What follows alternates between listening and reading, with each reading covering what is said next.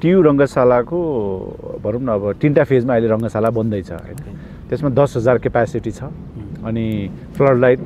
हामी जडान गर्दैछौँ सो इमेजिन गरौँ कि अब सेकेन्ड फेज कम्प्लिट हुँदासम्म 25,000 को टोटल क्यापासिटी 20 देखि 25,000 क्यापासिटीमा अहिले मैले 10,000 मात्र राखेँ हैन लेट्स से अब यो फर्स्ट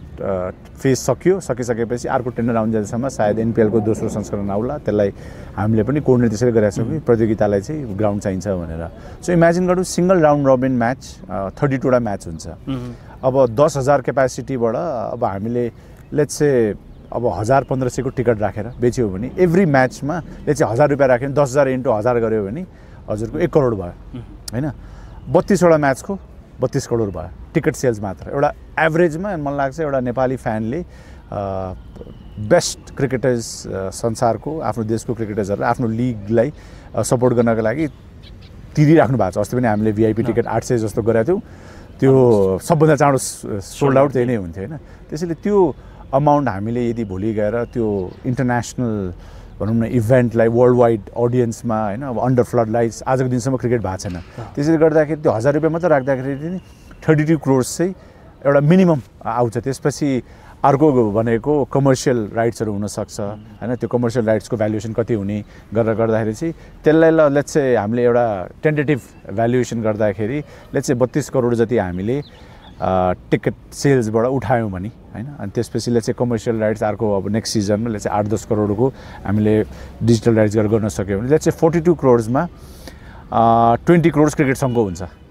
50% मा अर्को 20 करोड 8 वटा टिमले डिभाइड गर्दाखेरि चाहिँ इच टिमले 2.5 करोड यतिकै पनि पाउने भयो भन्दा ठ्याक्कै त्यो आईपीएल को मोडलमा पनि भोलि होम एन्ड अवे भोलि 20,000 क्यापासिटी भयो भने त कति हुन्छ त ठ्याक्कै डबल हुने भयो भन्दाखेरि एउटा सर्टेन पोइन्ट पछि टिकट सेल्स र रेभेन्यूबाट हामीले यो जुन एनपीएल को एउटा संरचना छ वर्ल्डको बेस्ट क्रिकेटर्सहरु ल्याएर खेल्ने एउटा माध्यम बनायो भने त टिकट सेल्सबाट पनि एउटा फ्र्यान्चाइज चाहिँ धान्न सक्ने अवस्थामा पुग्ने अवस्थामा पुग्यो त्यसपछि अब फ्युचरमा कस्तो खालको इन्भेस्टर्सहरु टिम ओनर्सहरुले ल्याउनुहुन्छ नेशनल इन्टरनेशनल भोलि गएर मेबी एफडीआई अप्रुभड कम्पनीजहरुलाई पनि यसमा जोडेर हैन त्यसलाई आईसीसी को जुन लिगल स्याङ्क्सनिङ कम्प्लायन्सहरु छ त्यसलाई कम्प्लिट गरेर गर्दाखेरि चाहिँ इन्भेस्टमेन्ट्सहरु आउने सक्ने सम्भावना रहेछ सो टिम्सहरुको लागि चाहिँ सुरुको लगानी हो हैन यो गर्नु परेछ बट इभेन्चुअली एउटा लङ टर्ममा चाहिँ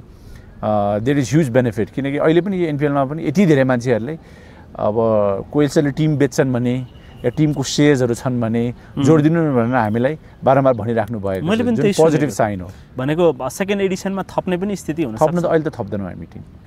मोस्ट लाइकली 5 इयर्स सम्म हाम्रो इकोनोमिक मोडललाई थप्नको लागि गाह्रो छ 5 इयर्स सम्म यदि लिगको सस्टेनेबिलिटी एकदमै ग्रो भएर हामी एउटा स्ट्रङ पोजिसनमा पनि मेबी बट अब सानो देश छ 8 वटा टिम छ 7 वटा प्रदेश कभर गरिसकेका छौं बरु भएको टिमलाई कसरी सपोर्ट गर्ने भन्ने सोच विचार र टिम ओनर्सहरुसँग जोडेर काम गर्ने लगानीकर्ताहरुको चाहिँ त्यहाँ चाहिँ सोच विचार भएकोमा चाहिँ अझ राम्रो हुन सक्छ भनेको सेकेन्ड एडिसनमा चाहिँ हामी एटलिस्ट फ्लड लाइटमा म्याच खेल्छौं हैज टु बी किन फ्लड लाइट बन्दै छ अब खेलाउनै पर्यो फ्लड लाइट्समै टियु बाहेक अन्त पनि हुन सक्छ टियु भन्दा त गाह्रै छ अहिले त हैन तर अब